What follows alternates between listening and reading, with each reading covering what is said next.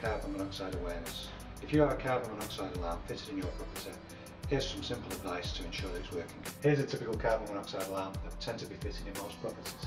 We would suggest that you test the alarm at least once a week. This could be simply done by pushing this button and confirming that the electrics are working and that the alarm is safe to use. If the alarm does sound continuously or the lights start flashing, we would recommend you contacting customer services.